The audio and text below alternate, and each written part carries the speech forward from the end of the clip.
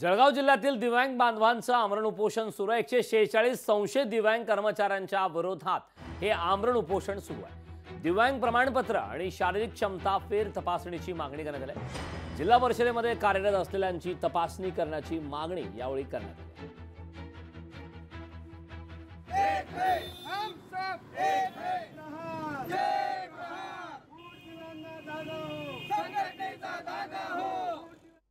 गेल्या महिन्याभरापासून मुख्य कार्यकारी अधिकाऱ्यांना आम्ही संशयित 146 संशयित दिव्यांग कर्मचारी संदर्भात निवेदन दिले होते। या 146 संशयित दिव्यांग कर्मचाऱ्यांमुळे बरेच खरे दिव्यांग बांधव विविध शासकीय सोयी सवलतींपासून वंचित राहिले आहेत। उदाहरणार्थ पदोन्नती बदली। तरी माझी शासनाला विनंती आहे, प्रशासनाला विनंती आहे की या 146 दिव्यांग बांधवांची जे रुग्णालय मुंबई व अलियावर्दन या ठिकाणी त्यांची फेर तपासणी व्हावी।